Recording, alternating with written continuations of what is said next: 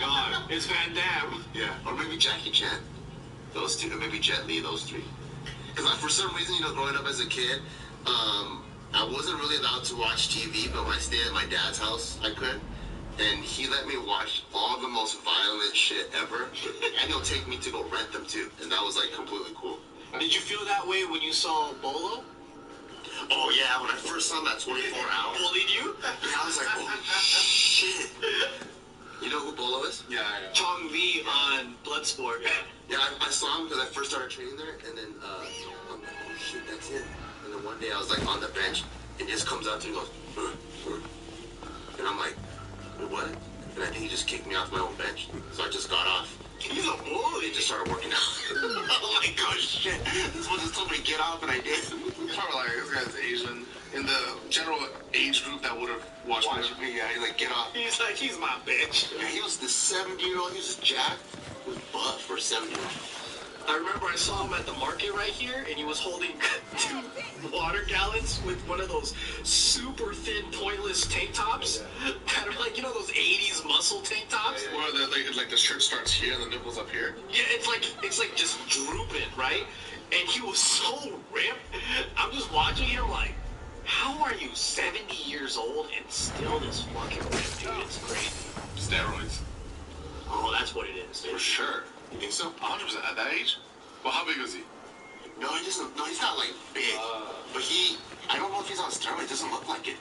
He just looks like he trains his ass off. Yeah. Maybe before he was on steroids, but now he just looks natural. Yeah. Well, I also don't know too many other 70-year-olds on steroids, so it's hard to compare to. He could be. I feel like I don't know if there's anyone that I would like jaw drop. Really? Arnold Schwarzenegger. Well, his son comes to my house all the time. Oh shit. Oh really? Yeah. Any chicks? Any hot chicks that you grew up on? No, I mean like I met Angelina Jolie. No, I met like a lot That's a of grandma to him. Oh yeah. there's porn stars too. What's Porn stars don't go. But I've watched them more than I've watched Angelina Jolie. Hey, never mind. who are the big people of your generation? Exactly. Efron? No, I'm not. Well, I mean, maybe from like the Disney Channel movies, but I'm like, so like, I think I'm so Hannah Montana? the social media, like viewing things and stuff like that, that you get connected with these people a little bit easier, right? Because I was like a mix of, there's like the people that like before social media that are like just like superstars that you would freak out if you saw, right? Miley Cyrus? Yeah, like almost like kind of compared to like if say Michael Jackson was alive, would he be on like social media connecting with his fans, or he would retain that superstar fandom that like? I think Michael Jackson would love social media, and he would probably have a troll account. Nah. I think so. He's on Instagram Live. I think so. I think he would have all these fake accounts, and he would start fucking with people. I just don't know who. I feel like it wouldn't even be someone that big, because the only person I've done that to was a chef.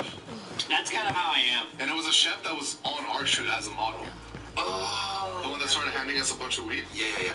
And now we're friends. You're also from an interesting generation. I think like you're right at the cusp of the celeb that everyone knows, and then the really big social media people. Yeah. I'm also more excited to meet someone like Soy Tie than any celebrity in the world. When he followed me, dude, I felt like Tom Cruise followed me. That's funny. When I was like, Monday, Tuesday, I was like, oh shit. And I can't wait till Vietnam opens Does up. it show you who he We'll was? hang out. It was on JK News too. I think you put me on. Yeah. Monday, Tuesday. Yeah, dude, we're friends, man. He's friends with Part 2. Yeah. But he can't speak that good. That's why he just counts. But he comments. He can count like a motherfucker. Yo, he can count, yeah. You know whose life got flipped the fuck upside down? Dogface. Oh yeah. Oh. He was blowing up already a little bit, right? Yeah. And then after the whole Cranberry video, it was like the amount of brand deals I see him get, and then Ocean Spray gave him his own red truck. This fool ended up selling it and buying his own truck. I'm like, this fool's crazy. What? Yeah, he flipped it. He got a Nissan. He sold the Nissan and bought a Silverado. Dude, if Ocean Spray pulled up with a Nissan truck, I would be like, man, what the fuck? Give me a red Raptor or something. Dude, they have so much money, and they probably made so much money off that. Yeah. I have a fucking Nissan. But again, he came from like a trailer park, like had nothing. Of course, he was super excited. Yeah. Then he just buy his own house too. Oh, he did? Yeah, his house with him and his family. God damn. I hope he keeps his money, man. I hope that, like, he has good people around him, or, like, and they teach him how to, like, make that money go. Isn't that crazy? He straight up, like, won the lottery. And he's out there hanging out with Snoop Dogg and all these people. Doing commercials with them? Yeah, dude. I'm like, man. Good for him, dude. That shit's so crazy. I like seeing shit like that. Yeah, it's just crazy to see, like, someone's life transform, like, almost in a matter of a week or two. Yeah. It's insane. I saw Soitia feed his whole village, man. What he did? What did he do? He just took them all out with the money that he's making. And then giving them picnics and shit like that. Damn. Those brand deals, Yes, those sir. insurance and stuff is doing really well. I've seen him promote some of the craziest shit. One of them, he was like, do you have that gunk in your bum? Don't you worry, you can rinse it out. Or some shit. It's like, I guess, You know, bomb? yeah, like the when everything gets all tarred up, I guess it's hard to clean out. So he was promoting like a bond cleaner. Everybody didn't even know what it was. I was like, what the fuck is this? I know what that money is. Yeah, this was making all kinds of brand deals. That's tight. Yeah, my buddy hangs out with them, and he's like, yeah, if we go out there, it's a 15-hour into the jungle. And I'm like, He's in the jungle? it's pretty far, so it's like in the country. Yeah. So, but I'm down, man. I want to go meet him. Out there then. That's Probably one brand deal would set him for life. yeah. Hey, he don't need much, you know. He's that jungle uncle. He don't care. That's cool. Yeah. Yeah, I want to go out there and hang out with them, though. My friend said he's really goofy. That's just insane with social media. You can just count numbers and change your whole life. Or ride a skateboard and drink a cranberry juice. And don't give That's crazy, right? Get on TikTok, kids. It's Make your money. crazy that, like, yeah, and it's crazy because it's not even something that you can predict. You know, like, movie studios are like, oh, I can see the people like this, like action, oh, they like this next star, let's put this recipe together, let's kind of test it out. And you can they try to construct success and make each sequel better. But on social media or what people like, you just don't know. It could be a guy, Vietnamese guy counting, or a guy drinking juice. Dude, we pretended we were two babies wearing diapers, and that shit got millions of views. Yeah. More than some of the skits that took us like 3 weeks to write. Yeah. You just never know. Some shit just goes down and it just goes like fire, man. It's just crazy that, like, seeing the evolution of people that just got viral for random things. Like that troll guy on YouTube, is Joji. He's like a super famous singer now. Yeah. Joji, The yeah. one that started the Harlem. Filthy Frank, yeah. Oh, shit. He just struck on bottom for wearing a pink suit. And like troll. Pink guy. No, he made a Harlem Shake challenge thing. Yeah. Yeah. He has some crazy funny sketches and stuff. And then Brian, like, he had that sick track. Yeah. And all those 88 Rising guys are like killing it right now.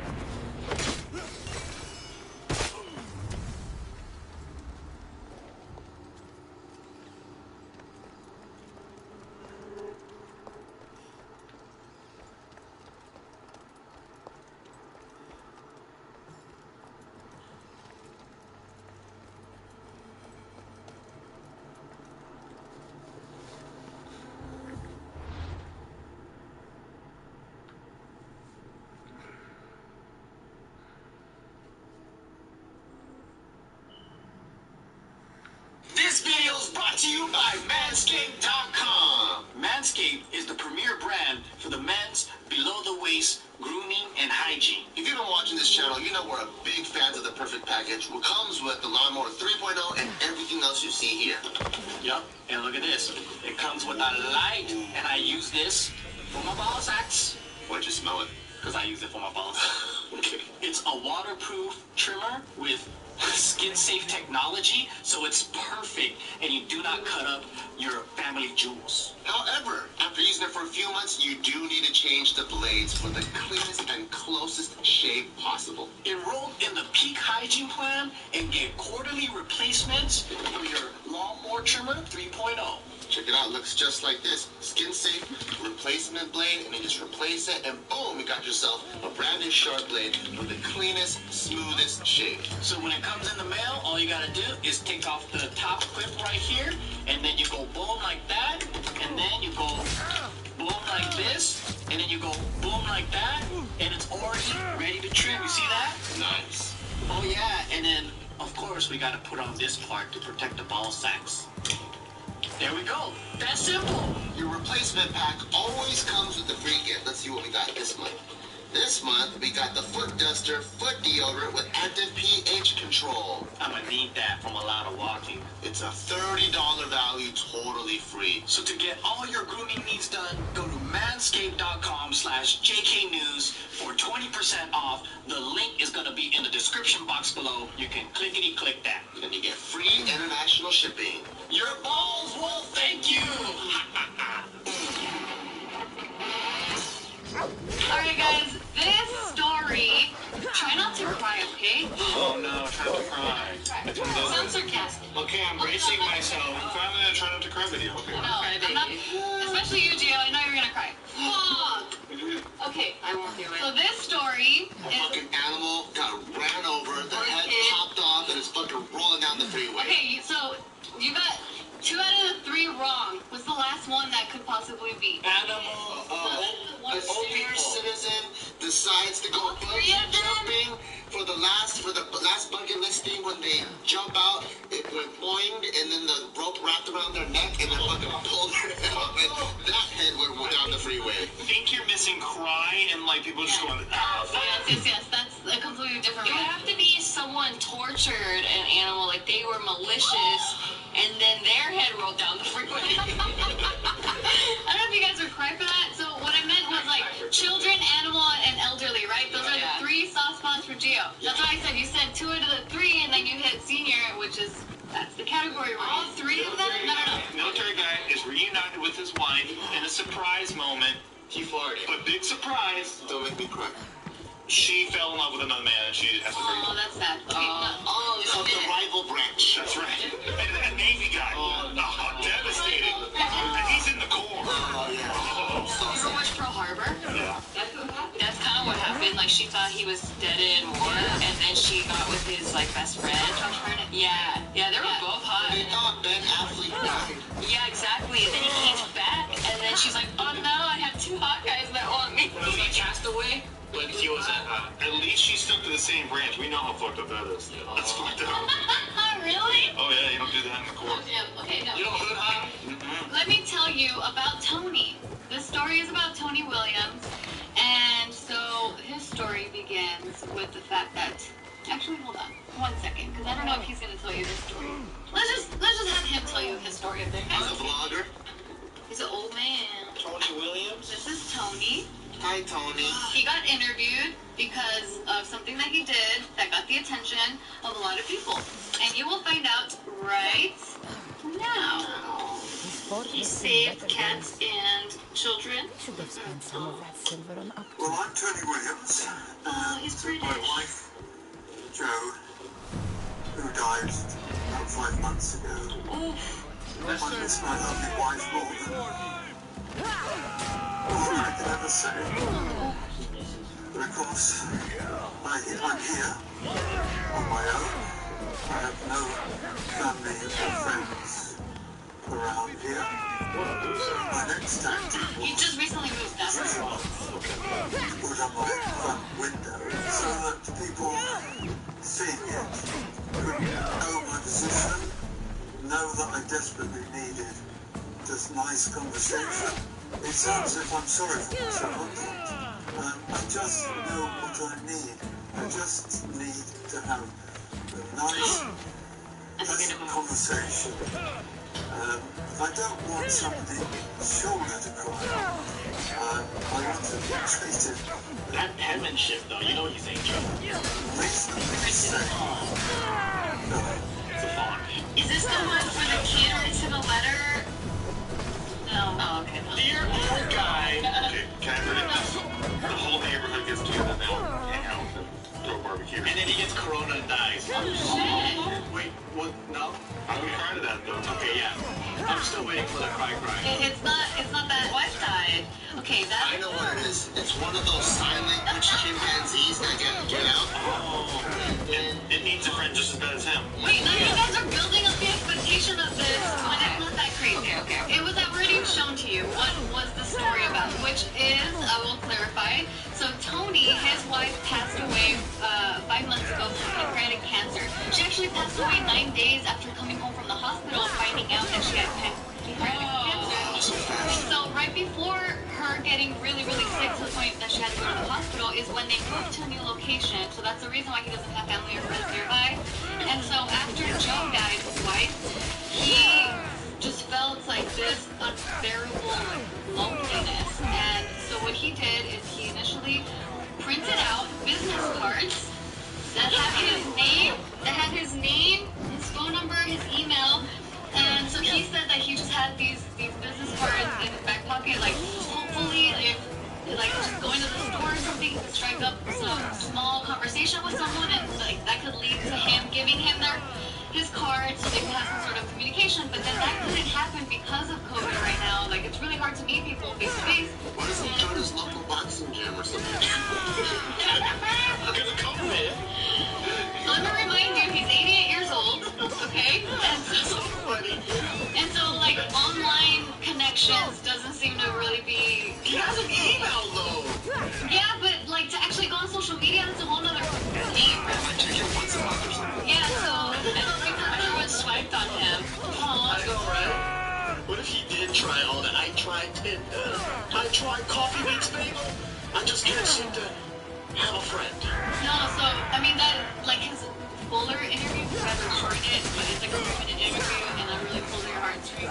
Really explaining how really genuinely trying, like he knew about himself, like, wait, I don't feel right, there's something missing, I need human connection. I hope at 88 you know. I need to do something about it. That's why at the end he said, like, it might sound like I feel sorry for myself, but I don't. I just know what I need, and I need human interaction. You know what it is too? Part of being man is that you're not supposed to say these types of things, which are themselves. And so I think it's great that he's able to be like, no, I need something. Yeah, and he's like, fuck it, I don't care, this is what I need. He's like, I'm fucking better and I need something. So then the business card idea didn't work because even though he did hand them out to people here and there, no one really reached out to him.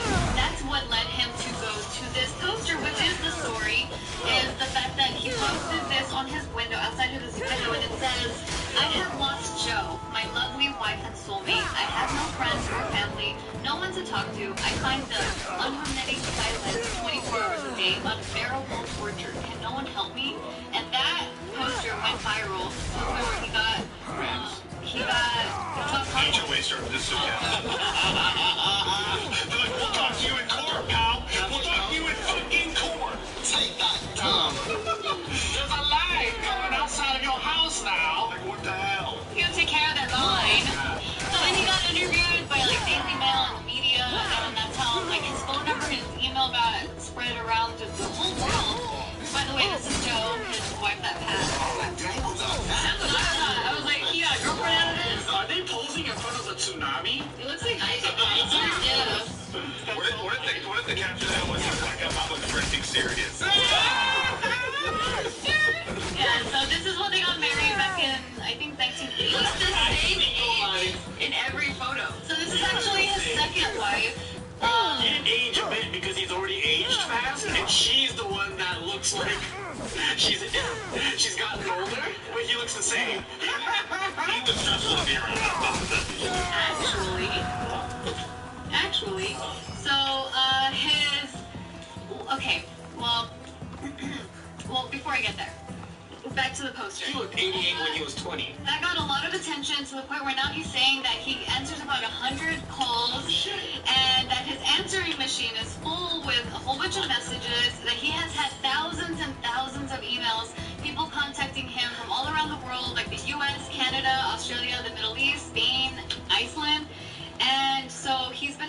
long, like lovely long conversations with people, and he says that as soon as like all this dies down, he really hopes to have a nice list of people that he can have like a long-term relationship with. He's like the tubers that I knew before they blew up, and then they blow up, and somebody's like, yo, can I get a picture with you, old man? And he's like, no. Yeah, sorry. Okay, now back to that Not comment. anymore. Yeah, not anymore. So back to Steve's comment about him being a difficult person. In this one particular article, they did interview Joe's sister, like her family, and apparently they had said that, what's his name again, Tony? Tony Williams. Yes, Tony. That Tony was kind of difficult when it came down to the funeral part because of COVID times, there's only a limited number of people that can attend a funeral or a wake. And so I think it was like maxed at 10 people. And so he had his own brother as one of the 10 people instead of the sister's husband. So Joe's sister's husband. And so last minute, Tony's brother bailed, and then so the sister wanted to bring her husband, and then Tony said no. They had like a little thing, and to the point where apparently she says that he's kind of a difficult person to get along with. Sometimes you don't like your sister's husband. That happened to me. Fuck's sake. Poor Jeff. I know, he's the best. We like Jeff. I think we Jeff. Yeah, I don't know whose call that is to me. Yeah, I mean, there's always more. It's her husband, right? That's why she's saying he's being difficult. There's layers there. Yeah. Like her perspective of it is like, I'm immediate family. Yeah, but the husband's not. Yeah, there's layers there, bro. I get it. And he's the husband. And I'm like, I don't know if not that when he said difficult, like he was trying to climb at the casket. And like, I would so understand that, and I wouldn't even call that difficult. yeah. Also, it kind of seems like the sister's a little salty because she's like, I mean, you know, a lot of people lose their significant others, but people just move on with their lives. What a little C. That's a little C right there. Damn, bitch, that's your sister. You're so perfect. Yeah. It's like we all have sisters. Do we all have husbands? If your significant other dies, you're allowed to be difficult. Like that. It's like, shut the fuck up, She was bitch. being a little bitch, and he's like, well, you can't have your significant other then. How do you like it? This is her exact quote. In a way, I feel sorry for him because he idolized Joe, but he can be a difficult person to get on with sometimes, and he does have a habit of upsetting people. Well, it's like you. Human doesn't. And that literally everyone. You know, yeah, this actually reminds me of a story. You guys know who Dak Prescott is? Yeah, he's the Dallas Cowboys quarterback. Okay, doesn't matter. So he got called out recently because he started talking about depression. And he's a fucking star quarterback for the Dallas Cowboys, maybe the biggest media market. So where people are like, stop being a pussy. Yes. Really? In fact, Skip Bayless of ESPN, he's like a commentator who constantly is like, he tries to be controversial and stuff. Oh, he's one of those guys. He was like, you know, it's pretty pussy to talk about your feelings and shit. And this is another one of those things I think that we all do where we look at men and go like, you know, and my grandpa did this too, but it's like, you shouldn't be such a pussy and all this stuff. But I think that what he's doing is just a human thing where he's just trying to connect with people, but it's not seen as okay to do that sometimes, male or female sometimes, but especially dudes. Yeah. Like if you're And also, like, he's mourning his wife, dude. Like, let him fucking mourn his wife. It's only been 5 months, lady. But her own sister's like, now come on, get over it. Yeah. You know, like that's what I mean by this whole thing that we all do to people sometimes, and we do it to everybody. But this whole thing was like, oh, you shouldn't dump too much of your stuff on people, and I just think that that's bullshit. I think it's an old way of thinking that should go away. It sucks. That's why everyone needs therapy.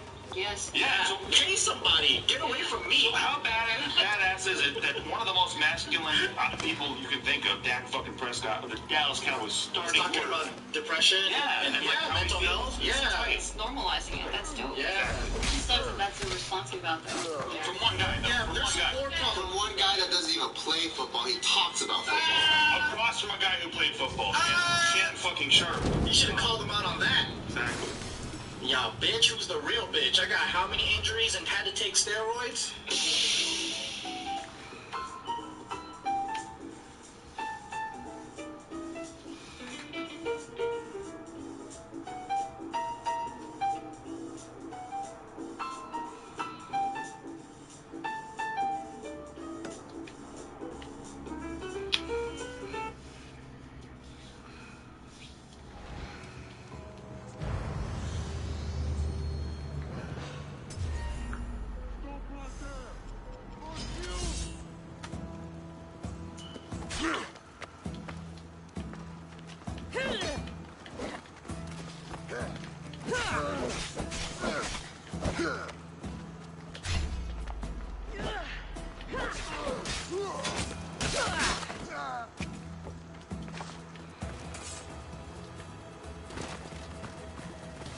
Best stay out of sight.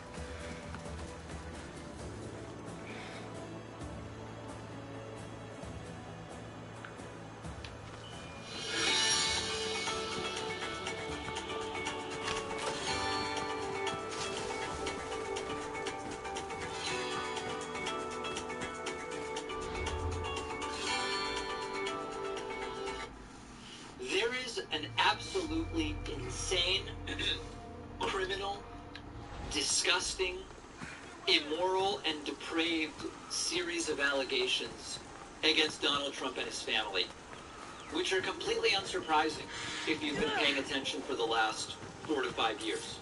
A Business Insider exclusive investigation has revealed that Donald Trump's son-in-law, Jared Kushner, helped to create a Trump campaign shell corporation, which secretly paid Trump's family and spent on their behalf $170 million in campaign re-election money. It actually spent more than that in total, but at issue are about $170 million. $617 million is the total amount in play here. Now, we had rumblings about this story months ago. I've been covering this story for months. You all seemed very interested in it. The number of emails I got about it was huge. I did a story back in July called Trump Campaign Laundering Millions to His Own Family. In September, the investigations into this were heating up, and I covered it in a segment called Trump Panicking, accused of laundering $170 million.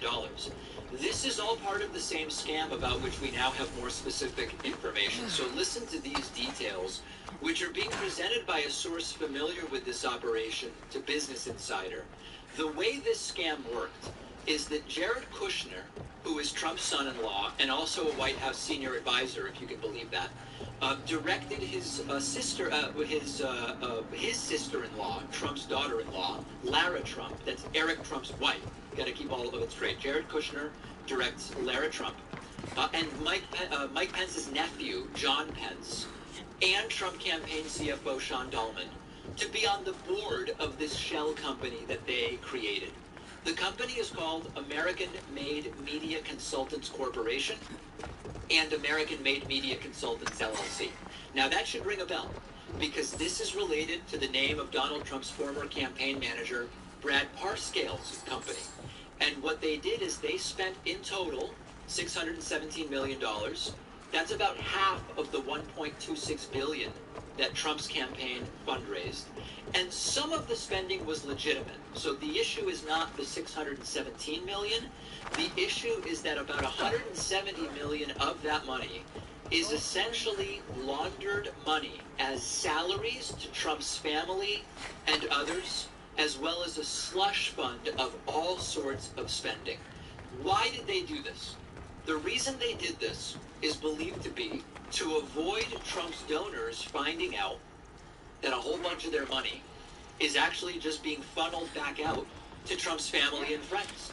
The next step is that if the Department of Justice finds that this was done knowingly and willfully, they would open up an investigation. But the big bombshell is that several sources from the Justice Department and FEC told the Business Insider that there are investigators that may already be looking into the campaign's activities. So there's a few different things to talk about here. Number one, is anybody surprised to hear this? If you've been paying attention, you couldn't possibly be surprised about this.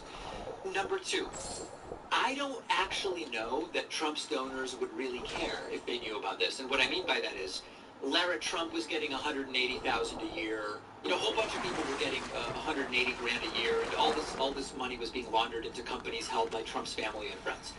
If you went with this information to a lot of Trump's followers, I don't think they'd be mad. You would say to them, aren't you upset that for every $100 you donated, 50 was funneled to this company, and then a bunch of that was funneled like to Trump's family just for going around and doing interviews and not really doing much? And I think most of them would say, no, Trump has a great family, and they're all helping him win. And the point is, I think a lot of Trump's donors would rationalize this money being laundered anyway. Now, number three, here's something disgustingly ironic.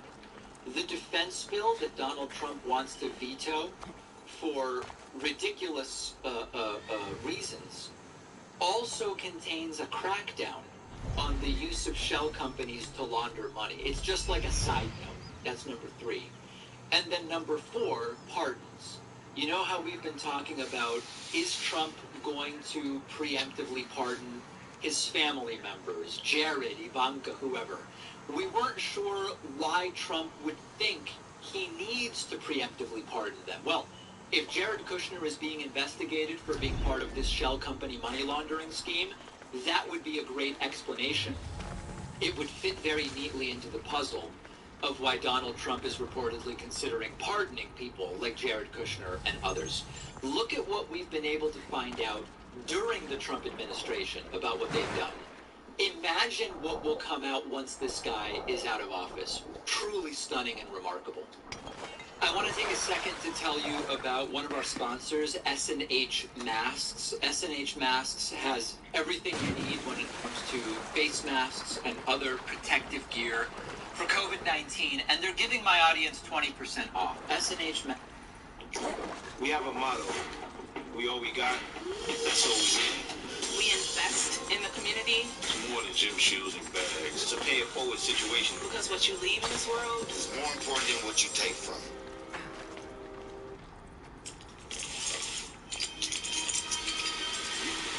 We've created a great network that's vast and broad, and we were first to bring 5G nation.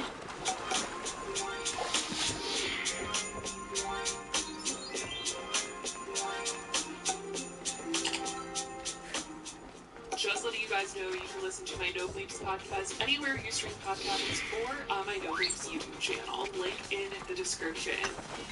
Hey guys, it's Billy, and welcome back to Spell Sesh. We have got to talk about the fact that Trisha Paytas decided to return to the Frenemies podcast with H3H3's Ethan Klein after their big fallout last week that resulted in Trisha making multiple videos talking very poorly about not only Ethan, but also his wife Hila, who is actually her boyfriend's sister. So this is a family issue, not just a coworker issue. This is a mess. So in the last episode, Trisha got really upset at Ethan because he had brought up to her that his wife Hila does not like it when Trisha talks about her and the family on the podcast, because Trisha is dating Moses, her brother, and honestly, from a lot of the comments' perspectives, Moses is playing 2 different sides, and a lot of people feel like he is probably the root of a lot of these issues. He's saying one thing to Trisha, and then he's saying one thing to his sister, and it's causing major issues when Ethan and Trisha get together to record the podcast. Obviously, Ethan is hearing Hila's side from what she heard from Moses, and Trisha is, hearing one side from Moses. So when the 2 meet, they are on completely different pages. So Trisha got really upset that Ethan did not want her to talk about Hila because the things that she says upsets Hila. She says things like, you guys won't be invited to my wedding, your brother doesn't even like you guys, we don't want your mom at our wedding, all of this stuff that really just affects the family as a whole and really makes Hila sad because it drives a wedge between her and her brother, and it just causes a lot of issues. She feels like she can't tell her brother things because it's going to go back to Trisha, and then she's going to say it on the show, and it's all just a very big mess. Now, once Trisha felt like she couldn't talk about Hila, she started to get upset because she doesn't like when people tell her that she can't talk about someone, and she started to throw jabs at Ethan and Hila's parenting by saying, I would never have a nanny, you guys have a nanny, and I just would never have a nanny. If I had a child, I would do everything in my power to stay home with them or have at least family watch them. I never had a nanny, and I just would never trust a babysitter to watch my child. And obviously Ethan was taking that very personally because him and Hila have a nanny for their 1.5-year-old son, and they both work, and they cannot be, at home working and give their child full undivided attention, so they have a nanny, and they need to provide for him. They have jobs. They can't quit their jobs, or one of them quit their jobs in order to stay home and watch him. Not everyone has the privilege of being able to have family come and watch them, or be able to stay at home and everything be okay work-wise. So this is really just what spiraled the entire conversation, and everyone started getting very heated. And ultimately, Trisha walked away from the podcast in tears, and she said she wasn't coming back. She made a bunch of videos talking about how Ethan is always pushing her and pushing her and pushing her, and then She said very nasty things about Hila in this podcast. She was calling her names, cursing at her, all of this stuff. And she did end up apologizing for her behavior, and obviously... Hi, this is Eliana from Best Buy. Time's running out, so I'm here with some last-second deals. You can see she came back to the podcast. In this episode, it's titled The Fate of Frenemies with Dr. Drew. And they sit down with Dr. Drew. You guys might know him from MTV's 16 and Pregnant and Teen Mom. I honestly was super disappointed with him in this episode, and so were a ton of other people. The comments are just flooded with people being like, why is Dr. Drew being so biased towards Trisha Paytas and completely invalidating Ethan's feelings this entire podcast episode? It's very clear that Dr. Drew did not watch the previous episode, the fight that went down. He did not see it. He's siding with Trisha entirely and not letting Ethan feel at all. It starts out with Trisha saying that she knows that she really spiraled and she's embarrassed by all the things that she did previously last week, and with all the videos that she made, it was probably the most embarrassing thing that she's ever done on camera. She said out of everything that she's ever done, this definitely takes the cake in that, and that if Ethan and Hila had that culture the day before this podcast, that she would not be that. Like, she worked it out behind the scenes with the two of them, and so she decided that she was going to return to the Frenemies podcast. Obviously, there's people that think that this was a giant publicity stunt, but this podcast episode right here, Dr. Drew taking her side, whether or not they said it or not, this episode right here, the way that Dr. Drew was making excuses for Trisha was just not it for a lot of people. Dr. Drew starts out by saying that each one of their blow-ups not really help them get closer, but help them manage their relationship better as like coworkers and also kind of family. And the fact that she is back on the podcast just says it all. Once again, I just have a really big issue with the fact that Dr. Drew did not watch the episode of them arguing because they're having to explain to him what went down in the episode. And Dr. Drew just doesn't want to hear anything that Ethan is saying, so when he's telling his side, he's just completely interrupted. They're talking about how Trisha usually comes on the show and she frequently says stuff to hurt the family's feelings. Like, they throw jabs at each other and the family does not like it. Trisha is saying that she is under the impression that her and Ethan throw jabs at each other. They say mean things to each other because they're on camera and it's a part of the joke. It's the whole thing of the show, that they're friend enemies and that they are mean to each other. And when they say things like, don't say that, and they're recording the podcast, Trisha saying that in her mind she's not taking Ethan seriously when he's telling her not to say something because they're on camera and she doesn't think that he's being serious. She thinks it's all a part of this big joke that is that they don't like each other. Want to manage your credit cards, bank accounts, and savings together? Make a better view of your money habit. Google Pay makes it simple to link your accounts, so you can easily view your accounts together.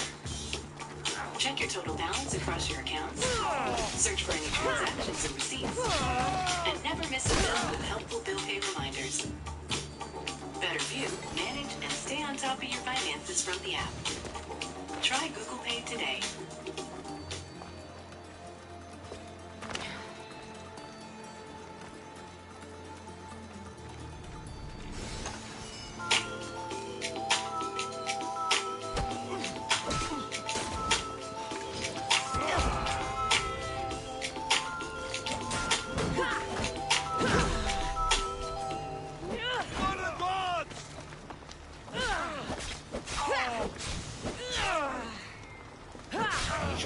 She's saying that if he really didn't want her to talk about Hila or her family in a negative light, then he should tell her that off camera. But basically, Ethan's trying to explain to Dr. Drew that she says things like, Moses doesn't like you guys, the whole you guys aren't invited to our wedding, and all that stuff, and that she's driving a wedge between Moses and his family. And Dr. Drew cuts him off to chime in, and Ethan is trying to finish his point and explain why things are so rocky. And Dr. Drew says, I don't need more. And then Ethan tries to continue, and Dr. Drew says, fine, go ahead. And whenever Trisha says something on the podcast about Moses not liking Hila, or not liking the family, or not liking Ethan, Hila will later ask Moses about why he said that to Trisha. And according to Ethan, he's telling Dr. Drew that Moses says, I didn't say that. And Dr. Drew says, it's actually not important. Then tells Ethan to relax. This, I kind of have an issue with. And like I said, a lot of people in the comments do as well. They felt like Ethan was trying to explain the issue down, and it gets worse because he starts talking about splitting behaviors, Dr. Drew, and says that one of Trisha's issues is that she has a tendency to split, and he raises his voice at Ethan and says, your job is not to respond to the splitting. You are allowing the wedge to be put into place. She is just doing what she does, doing her splitting thing.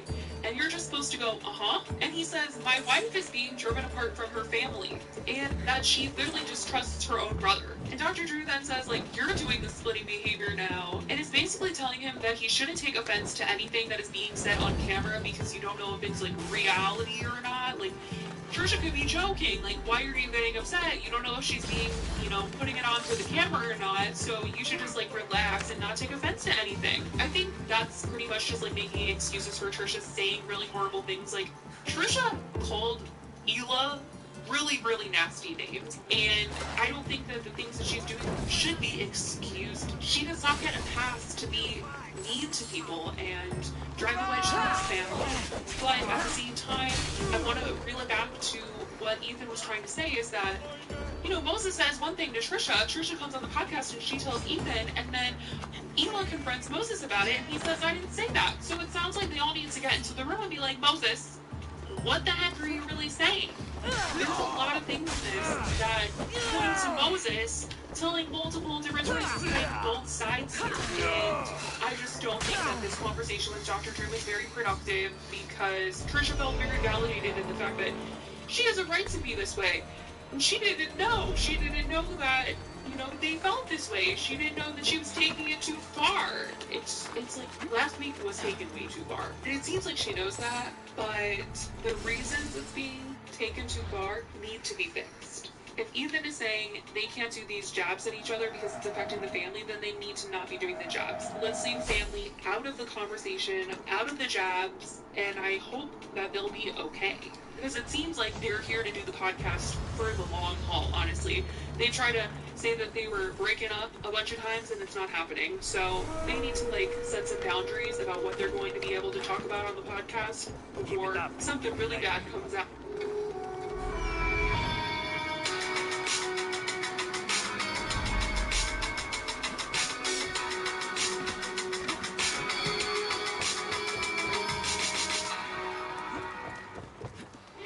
For people living with HIV, keep being you and ask your doctor about Biktarvy.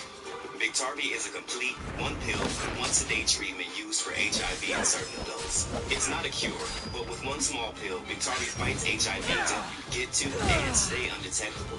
That's when the amount of virus is so low it cannot be measured by a lab test. Research shows people that take HIV treatment every day and get to and stay undetectable can no longer transmit HIV through sex. Serious side effects can occur, including kidney problems and kidney failure. Rare, life-threatening side effects include a buildup of lactic acid and liver problems. Do not take Biktarvy if you take dofetilide or rifampin.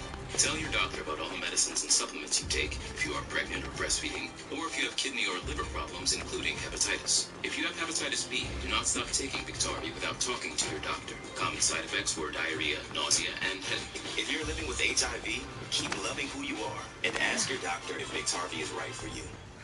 Out. But anyways, I want to know what you guys think about this episode, because there are just a lot of people not happy about it. I want to know if you guys watched it. I know it's 2 hours long, but let me know in the comments down below. I love you guys so much, and I will talk to you in the next video. Bye, guys.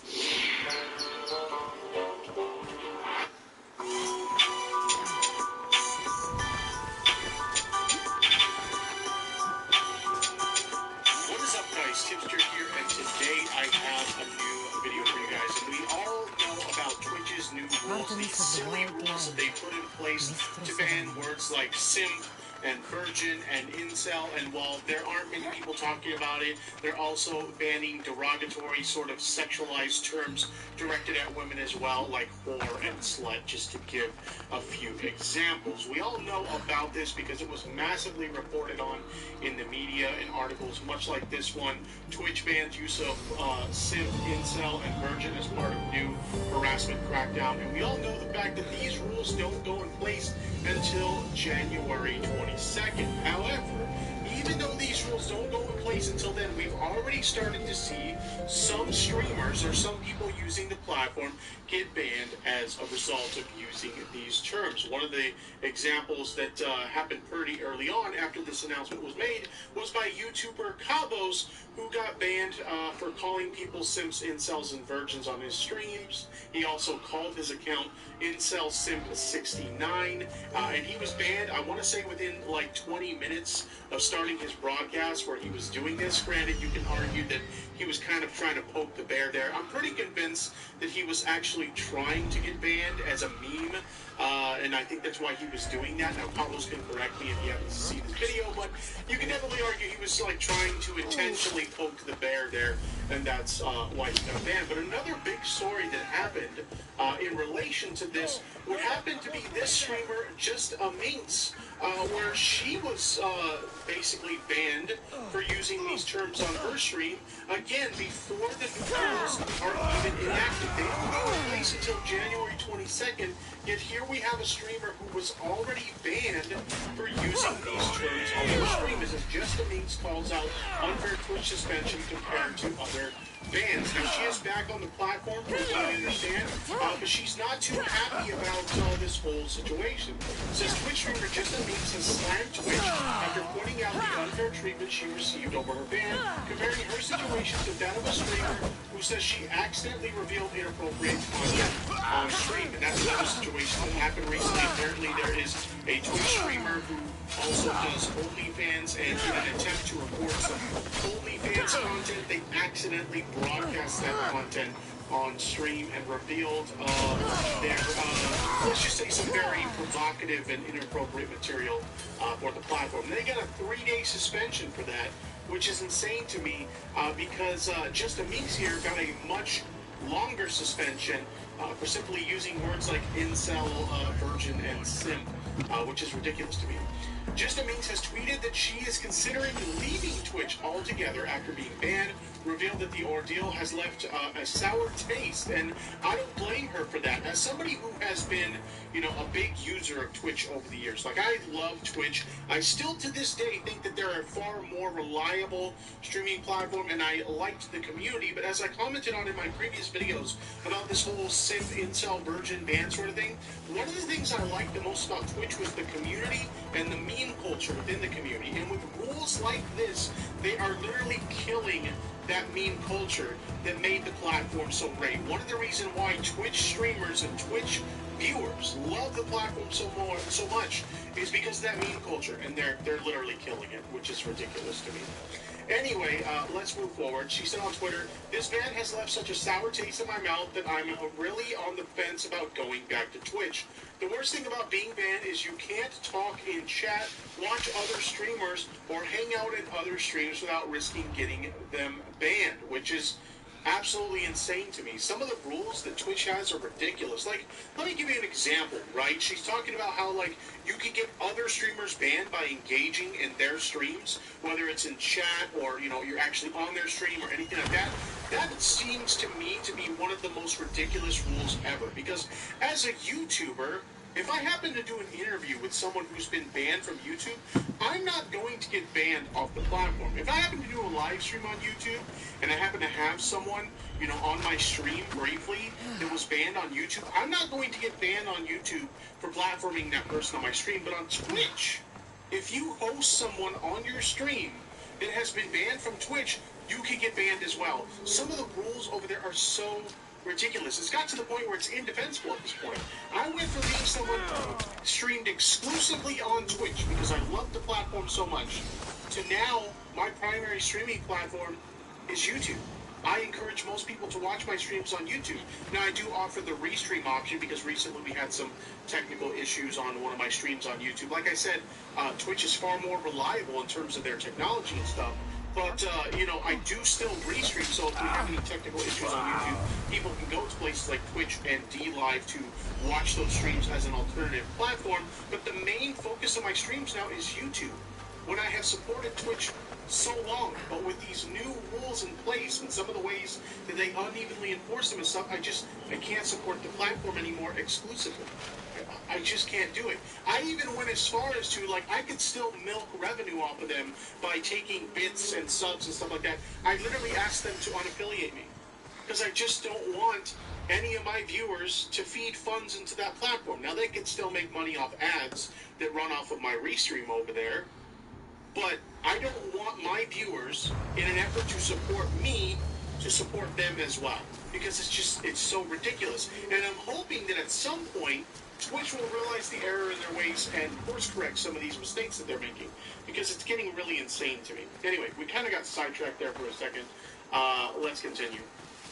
She explained she was blindsided and Twitch still didn't even fully confirm which word got me banned. Like, if I got a 1-year or indefinite ban, I would know what to do. For now, Memes has said she will stick to being family-friendly upon her return to Twitch and rebrand her brand. If I risk going to YouTube, I'll get a suspension anyway.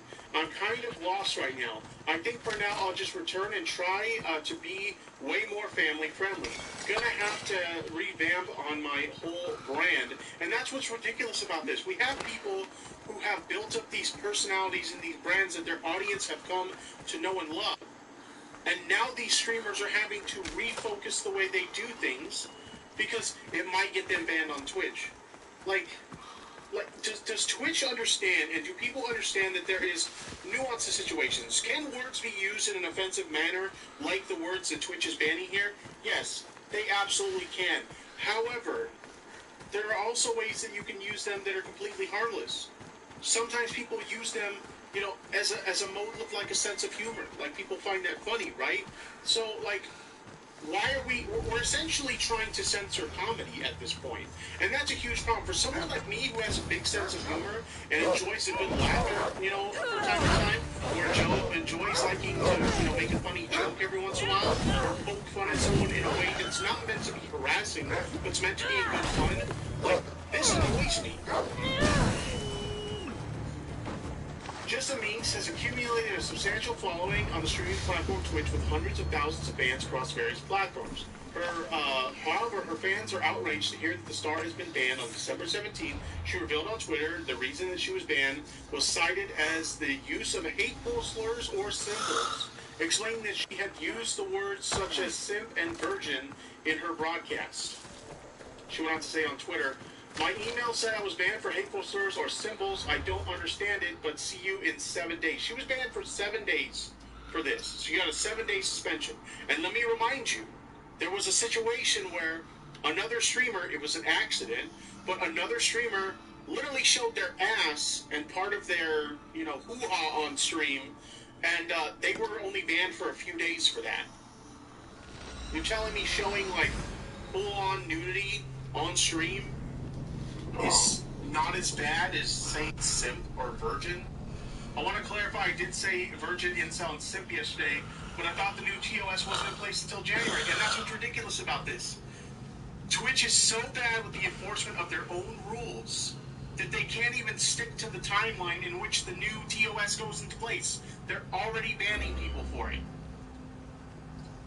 This follows outrage from the community over Twitch's announcement that they would be cracking down on the use of these words when not used as part of a casual banter. Here's the thing, though. We've already seen that Twitch doesn't, you know, positively or, like, evenly enforce their rules. We've already seen that before numerous times, right? We've always seen where these platforms will say, oh, they'll take context into account. But here's the thing. We've seen people get banned for the dumbest shit. Whether it's permanently banned or like a temporary suspension or something, we've seen it happen. What streamer out there is going to have faith that they are actually going to take into account, you know, the context? It's best to just not use those words if you're going to continue streaming there, because you might get banned for doing so. It's so dumb. It's so dumb. A platform that has had a history of unevenly enforcing their rules expects us to believe that they'll take casual banter into account. Casual banter, a policy that was set to go into effect January. It's unclear what specific reason Just a Minx is banned. It certainly seems to have frustrated many people, especially Jinx herself. Just the Minx speaks out against Twitch. Speaking on her alt Twitter, More Minx, or Minx More, she explained how unfair it is that someone who showed their explicit content on site only got a 3-day ban, but 7 days for me saying words that I didn't even mean in a hostile way. And here's the thing. Let's go back to that casual banter line here, right? Let's go back to the casual banter line. They said they'll take context into account, and if you're saying these words as casual banter, you won't be banned. Yet here we have them saying that they did not say these words in a hostile way, and they were still banned. This is what I'm talking about. There is no consistency to the enforcement of their rules. It's all over the fucking place. Twitch gave me a 3-day ban, gave a 3-day ban to a girl who showed her whole, that word, who showed her whole hoo-ha on stream, but 7 days for me for saying words that I didn't even mean in a hostile way. I'm obviously going to wait out my sentence, but it's just a bit unfair. I hope I'm not going to be targeted, a targeted streamer like Forsen and Barry74 Mao, which these are streamers who were recently banned for God knows why, for God knows how long. She refers to a streamer who caused outrage after she accidentally went live on Twitch revealing rule-breaking adult content for which she only received a 3-day ban. Minx went on to say, I'm obviously going to wait out the sentence, but she doesn't want to end up like, these other streamers, as we read in the tweet before. Barry74 is another streamer who called out the short length of the accidental streamer's ban, stating that his own ban had gone on for over 90 days, shading Twitch over their seemingly unfair strategy, or judgment, rather. I've been banned for over 90 days, and a full hoo-ha spread gets a 3-day suspension. Awesome. The announcement of the new terms of service has given streamers another reason to be overly cautious, as it seems impossible to predict just how long a ban will be should one arise. So, very ridiculous stuff here. I think the funniest thing about this whole announcement of let's ban the word simp on their platform is the use of the word simp has risen by apparently 97% after they've announced that they're going to ban it. So that's what always happens here. They had that ridiculous ban over the term blind playthroughs on their platform, and now people are making all kinds of blind jokes and chat and stuff like that. And now we have this situation here where we don't want to offend anyone, so we're going to ban the use of the word simp. And now people are using the word simp constantly on the platform. It's just ridiculous to me.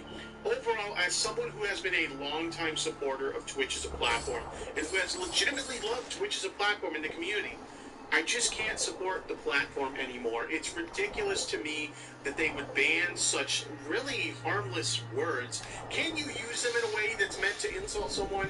Sure, but there's also a lot of playful banter associated with the word. I would argue as much that most of the use of the word is playful banter to begin with. I just think it's really insane to me that Twitch feels the need to create this little safe space on the internet like that. I just don't get it. I'll never understand the modern mindset of if something offends me or if I don't like something, we need to shut it down for everyone. Let's ruin it for everyone who does have a sense of humor and understands that these words can be used in a manner that is for comedic purposes. Let's just shut it down for everyone. I don't like it, so let's shut it down for everyone. It's ridiculous to me. But at the end of the day, those are just my opinions. What do you guys think about this whole situation? Let me know your thoughts in the comments section down below. I always like to hear what you guys have to say. But anyway, guys, this is Tipster here. Hope you guys enjoyed this video. And I'll see you guys in the next one. Take care.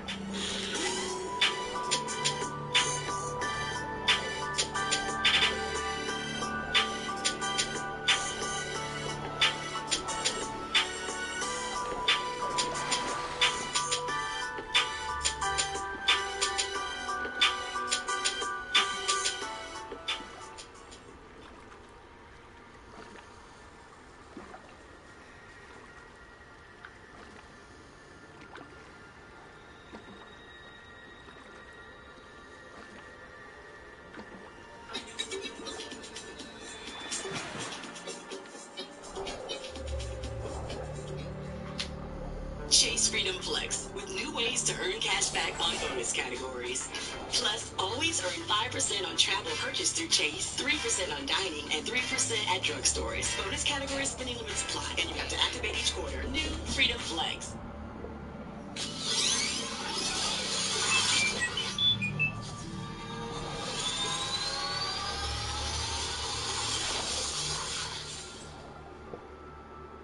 Hey everybody, and welcome to AJS News. Merry Christmas, Happy Holidays. It's the episode before Christmas, so we wanted to say Merry Christmas. This is our present to you. No. Yeah. Well, this is the first of 2 videos that we've got for you. Yeah, all right. But first, let's get an important word from a brand new sponsor. Super excited about this one. Check it out. Hey guys, I want to thank Crunchyroll for sponsoring this video. And right now, if you click the link below, you're going to get 2 weeks free of Crunchyroll Premium. Easiest sponsor I've ever done. I am so happy to work with Crunchyroll. I love anime. I love asking you guys what animes to watch. So not only are you going to get access to their largest collection of licensed anime on the internet, but you get this Mega Fan and Ultimate Fan accounts where you get access to like offline viewing, where you literally download anime. So like if you're stuck at work or family gatherings, of course, on Christmas, you know, we got Christmas. If you don't want to hang out with your family, you can watch anime instead.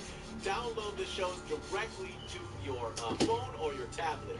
And now's also the perfect time because Attack on Titan, the final season is airing right now. Perfect show to binge at the end of the year. Well, that thing's been out forever, and I've been waiting to see how, you know, what is the next chapter in the season. You need to see it if you haven't seen it. I need to catch up on my stuff, so if anybody can recommend some good horror ones, I love horror.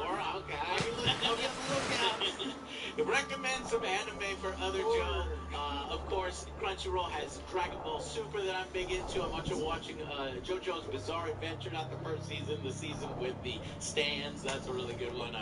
Funny, I recommend it. So guys, click the links down below. Show Crunchyroll that we support them. They support the Angry Army. Thank you so much to Crunchyroll, and I hope you guys enjoy. Check it out. Anime! Who doesn't like it? Anime? Anime? Amazing. Anime! I freaking love anime. I've been watching on Crunchyroll for a long time now, ever since the Dragon Ball Super stuff. And this is a great way to catch up on some anime that's going on right now. It's the perfect time of year. If you're stuck someplace, you get 2 weeks absolutely free of the premium things. You can try you can download some of it directly to your phone. So give Crunchyroll a shot. Click those links out. Give him some recommendations, please. We're going to be looking in the comments. I already told him about JoJo's Bizarre Adventure and stands. Horror. Scary stuff. Scary stuff. Let's get to the news, guys. All right. Well, it is. Click those links down below. It supports our show. They support us. It is so cool to have Crunchyroll on board with the Angry Joe Show. And so at the very least, click that link. Show them we're engaging with it. Check it out. See if there's any anime that you like on there that you might want to catch up on. And all right, let's do the video. All right. Well, it is the season for giving. And Epic Game Store has been giving free games for a little while now, but we've got some interesting ones. Right now, if you're watching right now, you can get Alien Isolation for free. Whoa! That's a good game. Let's get this up. Yeah. Video up as soon as possible. Yes. Yeah, sweet. So there's a big list of... That was such a good game. That was like the one good thing that came from the Sega merger with the Sega getting the license. And then because it didn't do all that well, and then the debacle of the Aliens Colonial Marines, you done fucked it up. Which is happening nowadays as well, as we can see. False marketing. Oh my God, they're still doing it, and it doesn't. It's so depressing. Well, speaking about so depressing. But that one was a good one. Pick it up. Though, they have something with the Oculus Quest, kind of similar to it with the dinosaurs. It's kind of like an Alien Isolation. What is that one? It's a Jurassic Park with the. Oh yeah. Quest. I want to check it out. He's got dinosaurs. He loves the dinosaurs. Hey. Yes, you were the right show today. All right, so the Epic Game Store has a list of games that they give out for free. It got spoiled this week, so in addition to Alien Isolation, we know a bunch of other games that are coming up. Some decent ones. Metro 2033 is coming next. Tropico 5, Inside, Darkest Dungeon, which is not even available yet on Epic Game Store, but apparently it's going to be, and it's going to be free. List. My Time in Portia, Night of the Woods, Stranded Deep, Solitarica, Torchlight 2, and Jurassic World Evolution.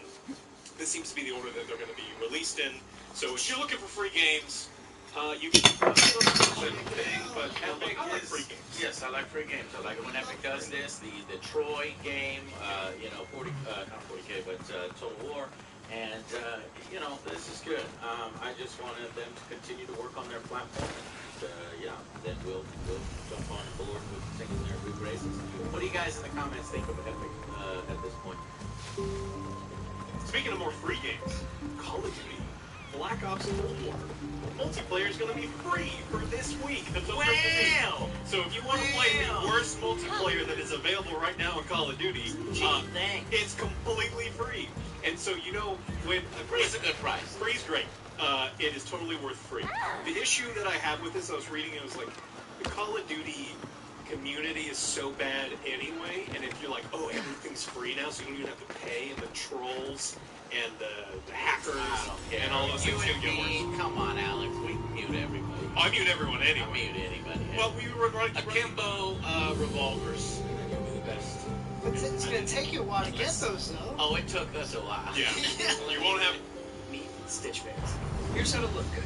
4 easy steps. First, complete your style profile. You'll get a box of hand-picked items delivered right to your door. Keep the pieces you like. Send back the rest with free shipping. Stitch Fix.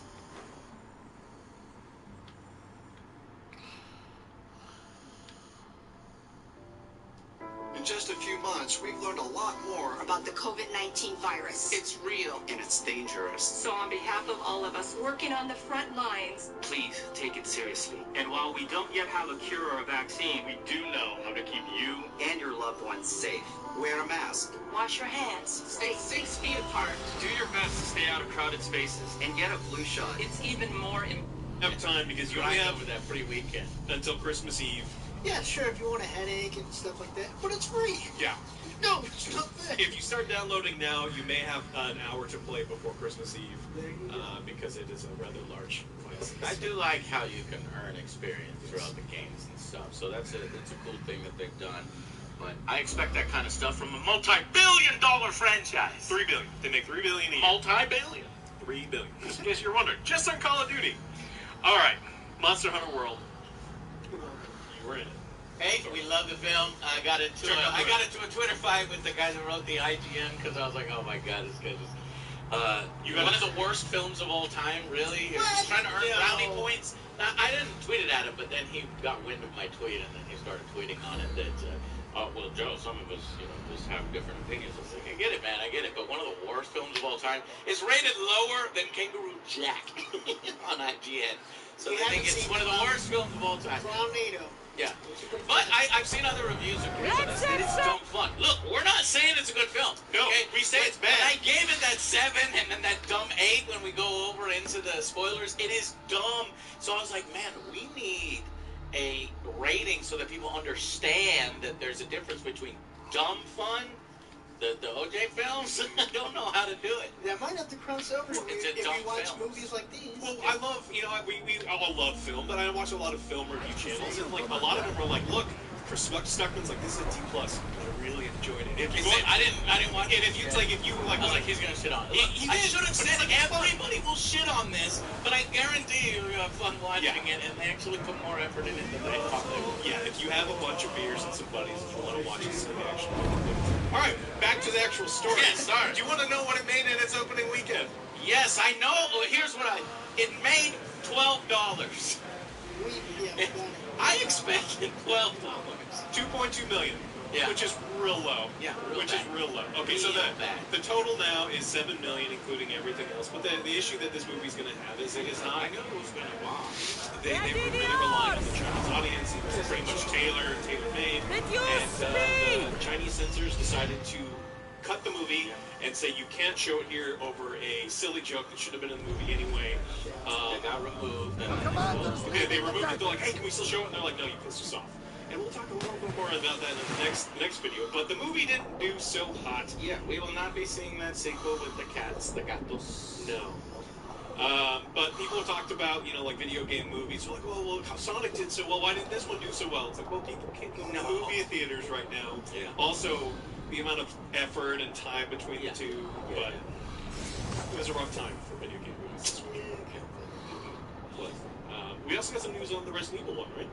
Yeah, so let me bring that up. So we got the Resident Evil movie reboot release date was accidentally revealed early So if you guys are wondering when we're going to get that, it is September 9th, 2021. We're going to get a brand new Resident Evil. Oh, can't wait. Yeah. This one says, it was by Constantine Film is headed, the Resident Evil movie, adapting the Capcom franchise in an impressive, true to source material form.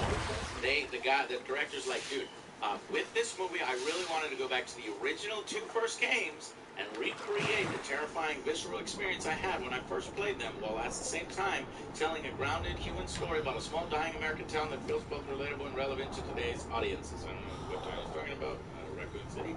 Anyways, so you've got Kaya as Claire Redfield, she's in Maze Runner. You have Hannah as Jill Valentine, she's in Ant-Man. You have Robbie from Upload is Chris Redfield, Robbie Amil, Tom Hopper, The Umbrella Academy as Wesker, Avin Jogia as Leon Kennedy, he was in Zombieland Double Tap, and Neil McDonough as William Birkin.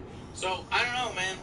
It's going to be interesting to see whether it will be more true to the film, because as we know, the Mila Jovovich one was not... You didn't say her name. Yeah, Mila, I'm sorry, Joe. Cameo? Your new best friend. I think that's going to be a cameo. That would be cool. That would be really cool if they did that, honestly. Just a little wink, because, she wasn't the worst part of the film. So she's just doing what, her husband was telling her to do, basically. So that was in September, right? But that's not it. I got another freaking video game movie coming out next year. What is with the video game movies coming out while we have the worst time to come out is when video game movies are trying to come out. Mortal Kombat movie reboot officially has a release date. This is a little concerning, though. This is going to be released April 16th. April 16th, 2021. Where's the trailer? What are we like? Are we like 3-4 months away from this thing? We ain't got no damn trailer. Maybe so I did some digging. Good. They don't want to spoil anything. I did some digging to try to figure out an explanation for that. They recasted absolutely no one. Everyone is reprising their original roles, and they're just reshooting it scene for scene. I think the tweet got deleted, but Todd Garner, December 14th, said, trailer in the new year. Sorry it took so long to get this out. Yeah, I can't even retrieve the tweet, so it must have been deleted. So, I guess they're just holding all the marketing until we get out of the shit year of 2020. They want Mortal Kombat to be a part of the brand new 2021 year. They're going to start the marketing blitz for Resident Evil and Mortal Kombat in 2021. We shall see if it is good or not. Resident Evil. So we have some impending train crashes on the way. Yes. We'll see. I just can't get excited. I thought that Monster Hunter would be a big train crash, and it turned out to be dumb fun. I think it's gonna be. It may eventually make its money back through Blu-ray sales, but honestly, and VODs over long periods of time. Yeah, but I don't think it'll be that sequel and all that stuff. It'll just be that set up like one-time aberration thing. We'll get a sequel. It'll be like an OJ style movie sequel where the budget's $17. Yeah, and they've got everyone in Skittles. All right. The next actual gaming news is we've got. This was brought to our attention by members of the community. All right. UK politicians. Now this is the headline. Suggest legislation to stop PS5 and Xbox Series scalping. Right. So this is something that politicians like to do. They like to suggest that in a further date they would talk about. So I would like to eventually, someday, perhaps, maybe talk about, in theory, making it illegal to do these things. Yes. And so I love the sentiment. The sentiment's great, right? All over the world, people are trying to get these new consoles. Assholes all over the world use bots to buy all of them and then try to sell them back at twice the price. So they want, in theory, to propose, which is another qualifier, legislation that would eventually get to the point where they would limit the way that they do with tickets. If you buy a ticket to the local footage in the UK and you want to resell it, there's a limit to how much you can resell it for. They want to impose the same things where you can't double the price. It's like, well, I accidentally bought 2 PlayStations, maybe it's but they want to impose some limitations. So that's a good thing. Again, the UK is taking gaming seriously. Their government seems to have it pushing further forward. But again, this is only... So basically, it's a great idea. It's a great idea, and this is the pre-proposal to promise to eventually sort of start thinking about the problem with scalpers. Politicians are great. So everybody calm down. Good follow-through. But so, again, it's nice. Yeah, but we'll want to see if anything comes from it. We'll stay on top of that. I don't think. You don't know? Okay. Well, companies just care about making the money. Period. I don't care if it's a scalper. I don't care if it's grandma. I don't care. Yeah. Money. If they find out that these scalpers aren't paying taxes, then they'll go after them in a heartbeat. But probably not. So let's do that. Let's do that. Well, if we're talking about people that do enact change that are really good, and we wish the government acted as quick and as expediently as effectively. Let's talk about Twitch, the platform that is there to make a difference. Now, this week they put in some changes that were real interesting. You can't use the word simp anymore. Shut the what? This is on YouTube. It's fine. I'm gonna have to bleep. I mean, Joe, you gonna bleep simp? I have to. YouTube's gonna follow too. YouTube's gonna follow, yeah. See how good you are, Joe. I'm just gonna do a long one. Yeah. But you can't say simp, can't say virgin, can't say incel. What? Bleep all of these. That'd be funny. Yes. What words? I don't know what words. Now, virgin, incel, simp. Oh, this was super important, right? Really? While you're in the mid. Chase Freedom Flex with new ways to earn cash back. Like 5% on travel purchased through Chase. New Freedom Flex. What's inside Airborne? A blast of immune support that's more than just vitamin C. It's a unique crafted blend of vitamins, zinc, other minerals, and herbs. Take on your day with Airborne, your daily dose of confidence. Middle of a huge controversy where you're basically turning your backs on creators, letting them get. Have you seen in the news? They want to attach jail time with DMC violations, making it a felony, making you like a hardened criminal next year. What'd you do, little boy? I downloaded a whole album. I play music in the background. No, OJ plays music in the background. You could go to jail if OJ plays music in the background. That's right. They'd be like, oh shit, you, damn boy, you're a scary motherfucker. Hey, stay away from this guy. Slow down. Make 2 full albums. Yo! You can't stop me. Run your own gang in prison, Joe. Man, fuck the goddamn congressman that put that forth. But okay, we're talking about Twitch now. I'm sorry. Yes. I forgot about that story. We didn't get to cover that story. Yeah. So this is everything in there. So they have their efforts are. We want to make sure that people aren't using these naughty words. Now, originally they didn't put their intention in there. People didn't know how it was going to be enacted. But Twitch has come out and said, look, we are not banning the word simp. We are not banning the word incel, and we are not banning the word virgin. We are, in fact. So they responded to it? Yeah, so because that's what I thought was happening. And I did see an influx. We were streaming one time, and I did see an influx of just random people typing simp, and I was like, what is he talking about? We're like in the middle of something completely unrelated. I found actually a really fun image that we'll be putting up there. The second that this got announced, the word simp, the use of the word simp in Twitch skyrocketed to like the highest level it's ever been. Because the second you say you can't say this naughty word, is it a banned word? Yeah, so according to Twitch, this is a quote. We will take action against the use of terms like simp, incel, or virgin, specifically when they are being used to negatively refer to another person's sexual practices. Using these terms on their own wouldn't lead to an enforcement, but we would take action if they were used repeatedly in a harassing manner. Yeah. So if they are used in a way to harass somebody, of course. I like calling people turnips, and if I am, it's a word, but if I use it real nasty way, then they can come after me for it. So, unfortunately, since Twitch is Twitch, they don't have a good issue. They can't figure out what intent is. So they're probably just going to go through and start banning these things. They did say that if you have emotes that say simp, so if you like your simp emotes, change it. Even if it's in jest, even if it's ironic, even if it's not being serious. Yes. Your priorities are so jacked up. They're in the wrong places, guys. They're in the wrong places. Seriously. You can't tell the internet. It's the dumbest thing possible, especially when we talk about the really serious issue. Or it's not just people, like you mentioned before, it's not just people playing songs in the background. They want to go a step beyond that. Like, if things are playing, if you're just walking around and you're on Twitch and you're live streaming, you walk by some place where they're playing music, you could get in trouble for this. Like, they're going to be talking about going through back catalogs and attaching felony stuff to this. Now, there was interesting articles talking about how would they do the enforcement for this, and it would be almost impossible. The government doesn't want to necessarily get involved in all of these situations. Issue is, for the people that are like, oh, well, they would never enforce it. The problem is, having a looming felony that is dangling sword over your head at all times is crippling to creators. Now, we haven't heard anything from YouTube about it. We haven't heard anything from Twitch about it.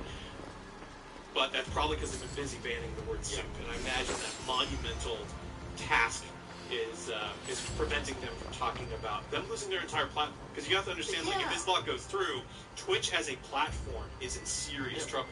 Because we need to talk about, and then let me talk a little bit about that story about Senator Tom Tillis, asshole, a motherfucking dumbass, a Republican from North Carolina, is trying to cram in. It's a rider on a bill. Yep, that's so riders, if you aren't aware, is that you take this completely unrelated bill. Save the children that everybody bill needs. Yeah, well, you call it the Save the Children bill because no one will, but at the very bottom you say everyone gets fisted. And, well, I don't want to get fisted. Well, no. If you don't vote for this, you voted against the children. Yeah, they cram it into these big omnibus bills, and that's what he's trying to do, to turn unauthorized commercial streaming of copyright material on YouTube and Twitch in a song or even Instagram with an offense, a prison sentence rather than a misdemeanor, according to protocol. The text of the measure has not been publicly released yet, but is expected to be broadly similar to a past attempt, where such as unauthorized streaming language in the SOPA bill that I fought back in 2012, and a lot of shit came from it. And guess what? Oh my God! If you look to see exactly, where his campaign contributions, it's $100,000 of campaign contributions. Yep, he was recently reelected for another 6-year term by a margin of less than 2% over his Democratic opponent. So this Republican won by less than 2% because mainly he received a huge surge of campaign contributions from PACs affiliated with entertainment companies and trade groups that lobby Congress for aggressive copyright enforcement. RIAA, MDA, Comcast, NBC Universal, Sony Pictures, they're very aggressive. Motion Picture Association, they're aggressive. Universal Music Groups. I can go on forever about the money he has received, and it is fucking ridiculous. And here in the United States, if you watch it from another country, I don't know if it's like that where you're at, but the lobbyists have most of the control, right? And because they're the ones that do the money. Senators pretty much like 30%, 50%. A lot of percent of their days is on phones raising funds so that they can get reelected and all this other stuff. And when people like us want something done, we have to rally together. We have to make flights to go over to Washington and put ourselves in front of them, like with what we did with SOPA. We had no money behind it, but we're like, if you do this, it is bad. You will not get reelected because the people will be like, what the hell's wrong with you, And so I guess we have to do that again for this particular person. But to even have this kind of stuff put forth shows you. And they actually even break down the amount of money that he receives. It's over $100,000. It's over $100,000 total. And you can see he does not represent, the people he was supposed to represent. He represents a special interest. Well, I imagine that. So this speaks to an even bigger problem with U.S. politics. He's old. He doesn't know what Twitch is. Yeah. He's old. Yeah. He probably has a VCR that is blinking 12. And the issue is he has a VCR. Yeah. And so the issue is this guy probably isn't evil. He probably has no idea. He's just like... No, he's evil. Because he's getting all this fucking money from all of these fucking companies. And he's basically ignoring the people, because I know people have fucking emailed him. I know people have given him messages and explained to him why this is bad, but he just doesn't make any money from it. He's probably extremely ignorant. You're being ignorant now, or you're giving him the benefit of the doubt. I'm saying he's probably in his 70s or 80s, and someone is probably like, well, they're stealing from us. They're playing our music. He's like, oh, that's terrible. Yeah, I'm going to make sure it never happens again. Oh, and it's $10,000. And also, here's $10,000 for your re-election. It's like, and so when they're force-fed this information, and he has no. It's like when they were trying to. You're talking about SOPA. These old people have idea. They're just like, so the guy who gave me money said it's bad, so I gotta vote for it. So that's what the situation is. And we still have nothing from Twitch. We have nothing No, from he YouTube. knows what he's doing. He knows what he's doing. His Creative Future, which is a rebranded a group from Creative America that was formed in 2011 to advocate for SOPA and PIPA, PIPA, called Tillis our hero on the hill. He's their hero. Like, he's the one working hard for them. So he heard our arguments back in 2011, 2012. And in 2018, Tillis was one of 3 senators who benefited from a fundraiser hosted by the Motion Picture Association. CEO Charles Ripken and Maker Hollywood Studios. Gee, I wonder why. He knows exactly what he's pushing. And it's people like that really fucking get under my skin and that work against the American people. Like, seriously, we're getting $600. Yeah, stop that. Did you see in the recent news? We're getting $600 for relief, right? What the fuck does that cover rent? Meanwhile, billionaires. Who pays $600 in rent? Yes. Where do you stay at? Yeah, so let me stay with you. Meanwhile, 10 billionaires reaped $400 billion boost to their wealth over the pandemic. They made $400 billion. Just 10 billionaires made $400 billion, and we're getting $600. It's fucking crazy here in the States. They barely provide no effort. So it's all screwed up, and I have really, honestly, no idea how to change it other than us as people rallying together. We need to when it gets to that critical point. Hell, even before that critical point, with emails, We and have saying we don't want this. Yeah, absolutely. Like, we can start now. People are raising awareness, but we have to see what the specific language of the bill is. Yeah. And if it is as it was written before, That's what they do. They wait. They don't release it, and then they cram it in because that make that window real small for us to not gather. And so you really just need to vote people like this out. So fuck this guy, Tom Tillis. 6 more years. you gotta remember. Get him. I know, right? You just have to remember. All right. Well, that's all that we've got for this one. But there is another video for you. So click the thing. Thank you very much, and we want to thank Crunchyroll for partnering up with us. Anime in this terrible, crappy, awful year. Instead, relive the greatest moments. Watch some of the animes that you love. If you don't know about the animes, there's plenty of people here in the comments that can make you some recommendations. They're fucking amazing. They're better than movies, and so many great series that you can check out. Right now, I think is the conclusion of Attack on Titan with season 3. So check that out. Now is a really good time, and if you click our link, it shows that we support them, they support us, and thank you so much. And we'll see you in the second video, where we talk about more cyberpunk drama, because there is a lot. See you then, guys. Bye, guys. Bye.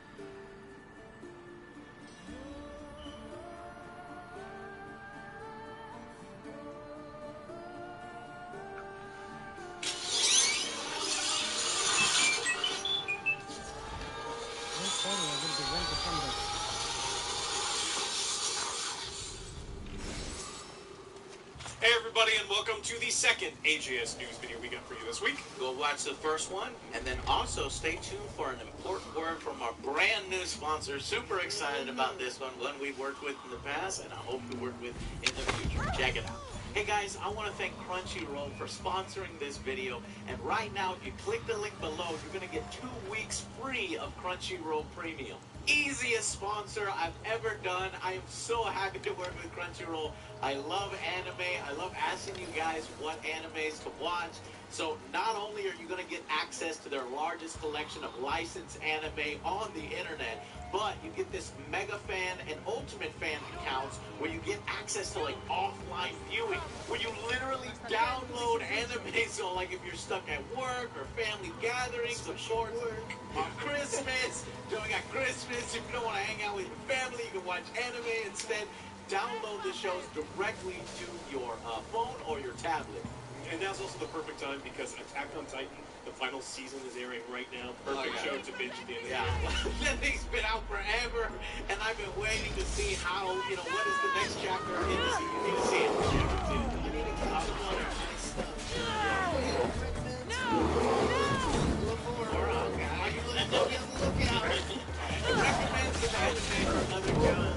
Of course, Crunchyroll has Dragon Ball Super that I'm big into. After watching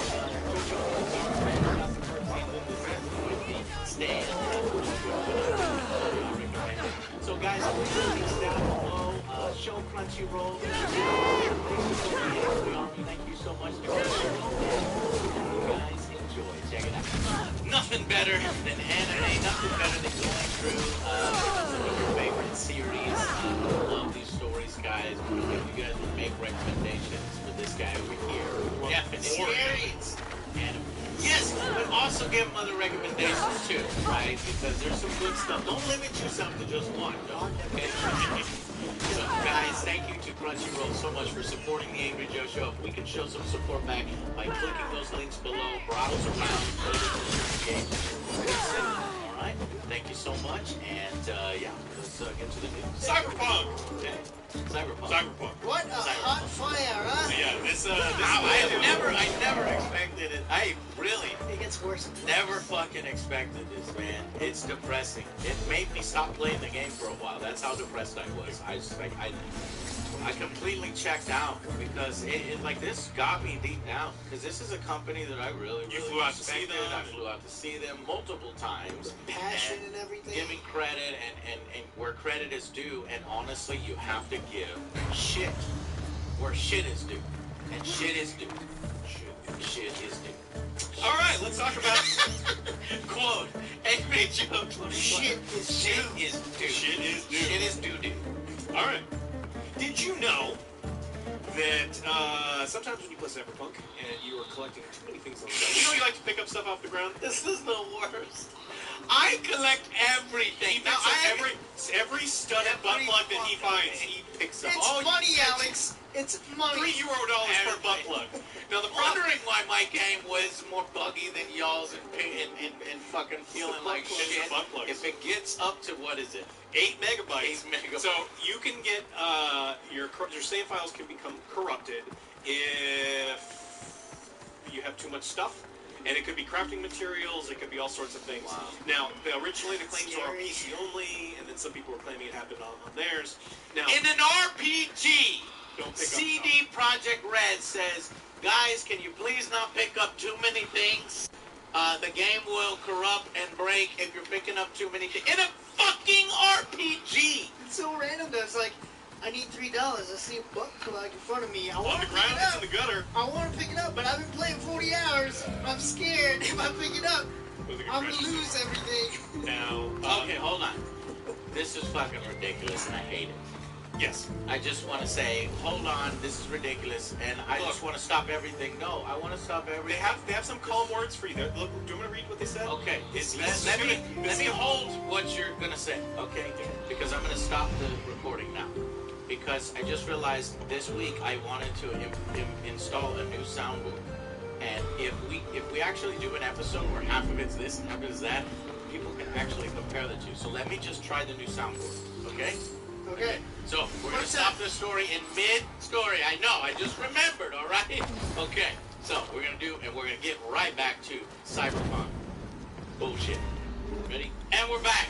This is the new soundboard. I just upgraded to a Behringer, so let us know how you think. Because the thing is, I think that the other one was peaking. I would scream and yell, and it's kind of hard to contain the angry jokes. Especially when we're talking about CD Projekt Red fucking up on their greatest video game and release in recent memory. What was supposed to be, and then half-assing it. Go ahead. Alright, well, if you don't want your save file to be corrupted, all you have to do is, quote, level up your items and grab Show me how to play my game, Alex. Stopping up on those butt plugs. That's the money. I need to buy my guns and my cyberware. Yes. And so once your save file is corrupted, there's nothing you can do about it. It's just corrupted. Now, if you have multiple save files and there's autosave, you can always go back to those things. But corrupted save files have ruined the gaming experience for a lot of people who are writing games. Subnautica comes to mind, Mario RPG, RPG. These corrupted save files suck, and this is just another thing to add on to the list of shit where the game was not ready. Yep. Oh yeah, because that's terrifying for me to just like, alright, is this Now what's you gonna have to- tip me over? I don't know. Now, Oh, no, quick save. It's in the back of your mind. Every time. Yeah. Multiple save files. Well, you have to do multiple save files too, because if you have, if you keep using the same save file over and over, and that does get corrupted, you have to go back who knows how many hours. Unfortunately, the save is damaged and cannot be recovered. Yep, you are just absolutely screwed. Alright, so that's just another thing to add to the list. That's a kind of a minimal problem. People with big problems, the CD Projekt Red founders lost $1 billion. Holy billion. Wait, what? Come again? The tumbling $1 billion. The tumbling share price of CD Projekt has cost the Cyberpunk Studios founders more than $1 billion in wealth. Such a shit show. Do you see how important it is to do it right the first time? Yeah. Their stock fell so much that people are upset. Really upset. So much so that that's that little mini story. But the big story here is there's groups of investors in Poland that are looking at filing suit, saying reportedly considered class action lawsuit against CD Projekt Red. Now, people are talking about, we'll get it for false advertising, we'll do it for all these things. That is really, really difficult to do. Consumers suing for false advertising, really hard. Investors going after people for misleading them, put in a bunch of money expecting, much like everyone else, expecting this game to come out finished and ready. This was not the case. So, this is what happens when you play fast and loose with the truth about the quality of the product, and I just yeah, and so they're looking into the viability of going after them. Now, of course, CD Projekt Red has spoken to the investors multiple times, which is where we have a lot of information coming as consumers. They're not talking to us directly, but they're talking to their investors about the development process. But these people were so upset that saying, look, you misled consumers. You didn't show what it looked like on these things. There's an Xbox, Cyberpunk Xbox that cannot play Cyberpunk. Yeah. That's a problem, and this is such a problem that the investors are like, look, you misled the consumers to the point where we lost a ton of money. Now, low Metacritic scores, they care about, but they don't really care about. But when you start screwing with the money, the cash flow, that is when these people are going to come after you. And so that's what they did. So in addition to all the consumers being mad, the investors are mad. And this is going to... And the short sellers on the stock market looking at a profit off of the game's bad reputation. If you have this kind of disastrous release, you have a pile-on effect from people that want to make money from your loss. And from, this honestly would not even be a thing if they had just taken some extra time and delayed the game even further, or at least not told people that, oh, the last-gen versions run surprisingly well was the quote. Surprisingly well. It's like surprise mechanics. Surprise, a bug. Surprise. Quite fun and epic. Surprise. Well, it doesn't work.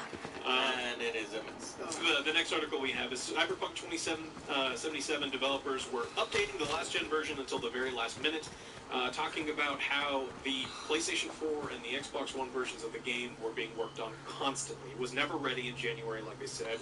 It was never close to being ready in April. It was not close to being... And so they pushed it all the way through, and it's just... They were misleading people, and so these people were working crunch, which was an issue. They had unrealistic... Oh, for sure. They had unrealistic deadlines, which they've talked about. Jason Schreier is fishing for information now. He's actually interviewed several people there saying that... I'm sure something's coming from it. Oh, there's going to be... Putting together something. Big article talking about how the deadlines were completely and totally unfair for these these people. And honestly, I already knew that, working there is tough, because they expect the best, they want the best of their employees and all this other stuff, but then putting them through that type of crunch, and then still releasing it in this state, and then probably putting them through a little mini crunch too to fix the game. What everyone knew was not this is going to be pandemonium, which it was. And now everyone is all hands on deck. Yeah, and you got lawsuits coming in for misrepresentation. It's getting ugly. It's getting ugly. Yeah, it's a big problem. So another call to investors, because again, they're constantly trying to make these people feel better. 4 members of the management team face questions from shareholders, mostly focused on the current issues with last-gen consoles, and they were asking about negative feedback and all these other things. And according to management, they're like, no, more people wouldn't have helped. It's not the last-gen console's fault. It was really, we tried to push things too far, push things too fast. They were really trying to make a PC game into a console port. And 7-year-old hardware in a console was really, and honestly, probably never going to work. If you were designing something for 2080 Ti or 3080, it's not going to run on a PlayStation 4, which is the issue that they had. Yeah. So it needed to be a different version. It needed to be developed by, a completely different team, which probably was, but they needed far more time. They needed to delay that version to avoid a lot of this kind of stuff. They're doing a simultaneous release where they have to fix issues across all the different platforms. It's tough. And, if you love the game, which I actually like the game. I still like it. I'm not fucking saying it's a bad game, because it's not a bad game. It's in a bad state. And if you like the game, then continue to like the game and know that there's, 2 updates that they guaranteed amongst many, I'm sure, in January and in February. There's a reason. Here. And if you hate the game, you never want to buy it, that's fine. If you feel like you got burnt by City Project Red, people did actually legitimately get burnt. Yeah. Well, I mean, almost an admission of guilt, this is what he had to say. After three delays, we as the management board were too focused on releasing the game. We underestimated the scale and complexity of the issues. We ignored the signals about the need for additional time to refine the game on the base, last-gen console. It was the wrong approach and against our business philosophy. On top of that, during the campaign, we showed the game mostly on PC. So they knew the entire time. They had people within the company saying the game will not be ready. The developers have said that. Again, this is the people that are talking to Jason Schreier and all about it. And so they knew, and they know it was against their philosophy, but they did it anyway. And this is where we talk about, CD Projekt Red is dead to me, but they definitely get knocked off. So many apologists in the IGN comments. It's just amazing, how people just accept this kind of stuff. But at the end of the day, it's our fault that they... No! You stop right there. Anybody making dumbass comments like this, it's like, oh, quit your whining, they'll be fixing the game soon, or oh, it's not that big deal, oh, you just get refunded and shut up. No. The issue here is that CD Projekt Red has presented itself as a certain way to consumers, and they have for many, many years. And they failed. They failed on those fronts. They failed to back up their words with action, right? And when that happens, they deserve a certain amount of, hey, what's going on here? Tell us what happened, kind of thing.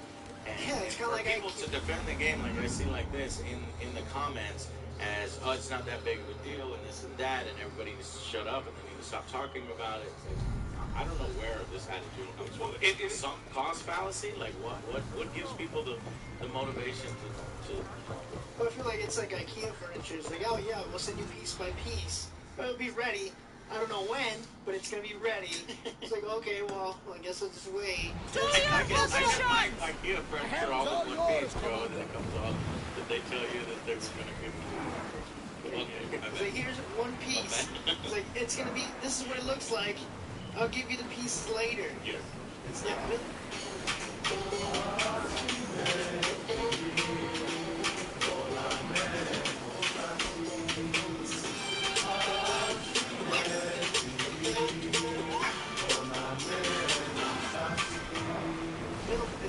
Like a live service. Like a live service. Live service game. But instead we're doing live service fixes. Well, in addition to it being just a failure, you mentioned it, you're absolutely right, it is a failure, but it goes a step beyond. There are consumer protection groups in the world. I'm looking at you, Australia, and I imagine the ACCC in Australia is probably looking into what was advertised advertised and what was delivered. And there are consumer protection laws all over the world, and I'm almost certain they violated some. So much so that we already talked about their investors are thinking about suing them about misrepresenting that information. It's not that they set out to make a great product and fail.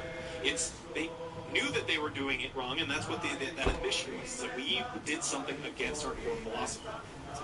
Yeah, you did. And you may have falsely advertised it, at least to the investors, and certainly to consumers. And I mean, I don't want them to get sued out of existence. I don't think they can get sued out of existence. I don't think that you know, a lot of this is as malicious as, you know, maybe some people are making it out to be. This was a drop ball situation, a situation that needs to be rectified as soon as possible, which is all that they're doing. They're taking the actions that they need to take, and that we can work on but to say that the game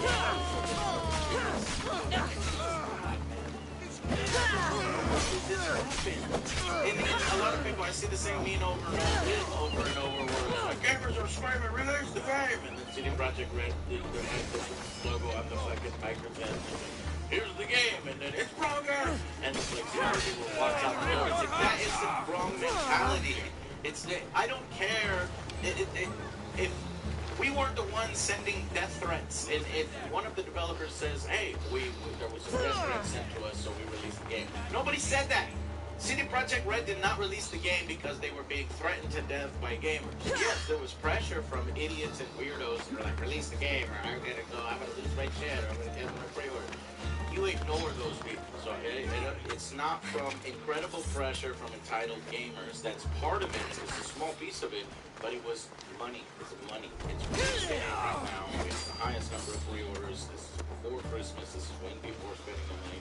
Let's release it now. If we delay it, then we could lose sales, we lose pre-orders, we lose stock, we lose profit, we lose stock prices. But all that stuff is happening anyway because of the state that it was released in. If you had just done it, you would have seen that you would have made out about the same, if not better. You would have made out better, and you wouldn't have lost the respect. The respect, Lebowski. That's important. It's important moving forward. Yeah. So, and to further the statement, after he said we showed the game mostly on PCs, he kind of apologized for showing it only running on high-end machines. The reason that we were updating the game on last-gen consoles until the very last minute, and we thought we'd make it in time. Unfortunately, this resulted in giving reviewers just one day before the reviews, which was definitely too late immediately. I don't think that they need to be sued out of existence with the investors and stuff. That's too far, because then it's like, wait a minute. You want to sue CD Projekt Red for this? Like, what happened? Why don't we sue fucking EA? Why don't we sue Activision? Why don't we sue Bethesda for the fucking state of Dishonored 2 and Fallout 76? What about all those companies, you know? No Man's Sky? That was a lot of deceptive practices there. They didn't get sued. I don't think they probably should have been sued. Aliens, Colonial Marines, the Sega. There's a huge list, you know, and as far as trying to sue them for all the money that they have, I think that is an overreaction, at least in my point of view. Now, if they had, you know, said, here's the one feature that's in the game, and it's on the box art, and it's in the bullet points, and this is the way it needs to be, and that was what they were selling the whole game on, and it was not there, and it was a complete lie, then yeah, they need to be sued. I mean, they showed the game almost entirely on high-end PCs. Right, and didn't, yeah, you're right. That's true. And so if you were an investor and someone from CD Projekt Red's like, hey, we're in the home stretch, we need some more money, would you like to invest? Yeah, the stock price is at all-time high, things would go great, this is what the game looks like, and then you show what the Keanu meme up here where he looks like. So it's like, look, they need to have shown off some of those last gens to set people's expectations. Yeah, and so it depends on what the investors were shown, right? If the investors were shown one thing and were misled in any sort of way, I'm not saying they should have existence. They definitely shouldn't, because I want them to continue to make games. I want them to make it better. But if you screwed over your investors because you lied to them, I'm just that's mad. something you get sued. The point I was making is I'm just mad that other companies like EA gets away with this shit fucking daily. Fucking daily, fucking weekly, other companies, Bethesda, EA, Activision, fucking even small things, like No Man's Sky, where they promise it will deliver, not, you know, it just, I'm glad that we're here at this point.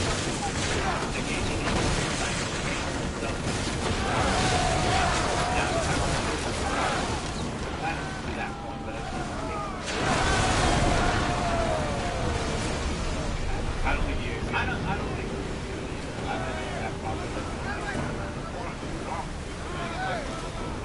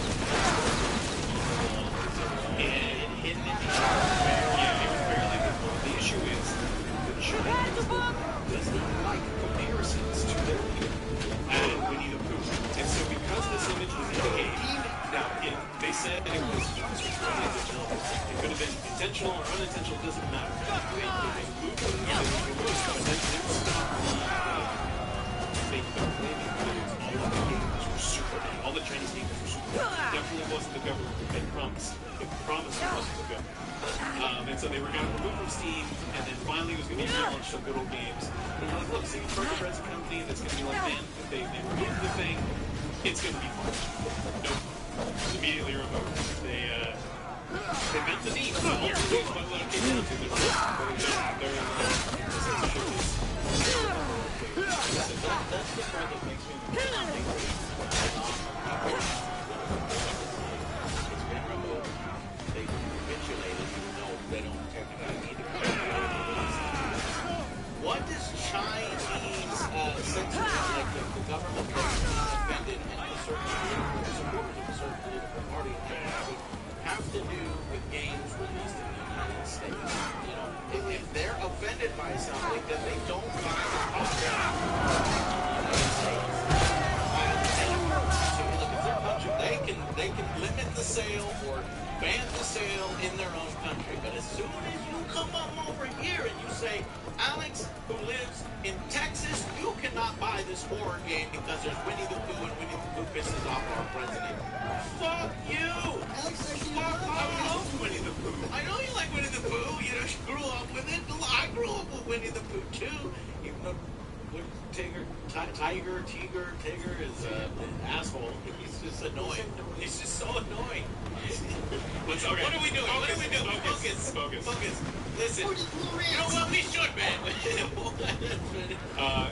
So like we talked about in the rant, what ends up happening is China. Aslo is the free business checking account with no overdraft fees or minimum balance requirements, plus invoicing, bill pay, and budgeting envelopes. Money Magazine named Aslo the best business banking option for entrepreneurs. So start for free at azlo.com. You were right. There was some kind of artifact there. It showed me a vision of me and my mother. So, the ancient civilization is real. Cassandra, you have no idea the power you possess. All harnessed in Leonidas' spear. That's not everything. Demos followed me here. The cult's already moving, he told me himself. They're going after us. My family, Pericles. Why would he tell you?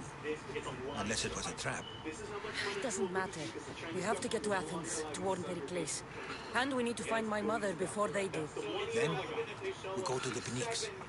If Pericles is anywhere, he's there. There's much to do.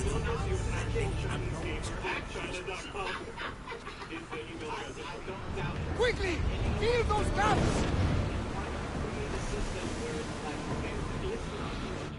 But show China that in the Chinese client for GeoGeo, or if you go into your localization and you set your region then it's not.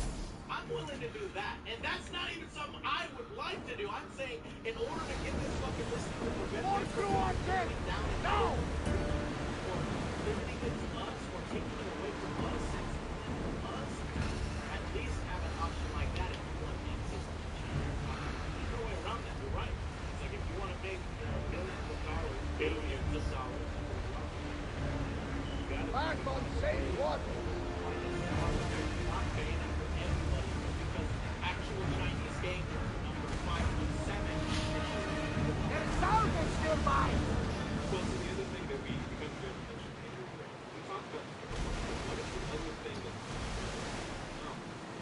and it's hold on, it's CD Projekt Group that CD Projekt Red. Yeah, CD Projekt owns. So Lower the arms! Whoa!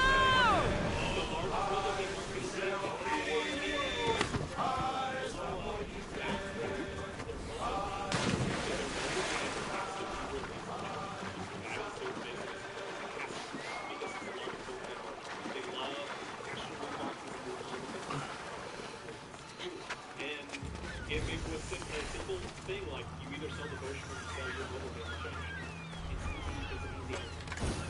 It just because we Poseidon watches over his ocean. While he's distracted, let's see what's in his temple. No, CD Projekt Red they do not have standards.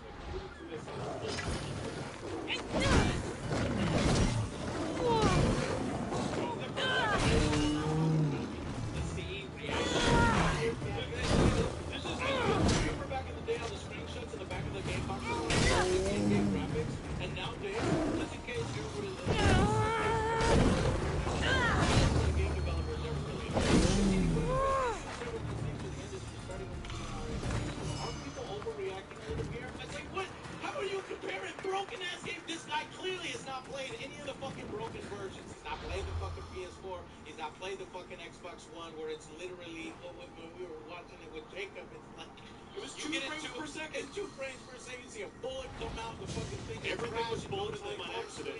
Our cars would flip over and we couldn't fucking progress in the next one. You have to load another one, and then it was fucking. It constantly interrupts the experience. So that's what people are talking about. They're not talking about that glass. Well, that's not what people are fucking talking about. Yeah. We enough about 257 dildos, mother trucker. It's again just like 20 hours. He probably doesn't even play the game. Hey, it's okay. Yeah, everyone likes to invalidate everyone else's argument. Oh, I had a great time, so no one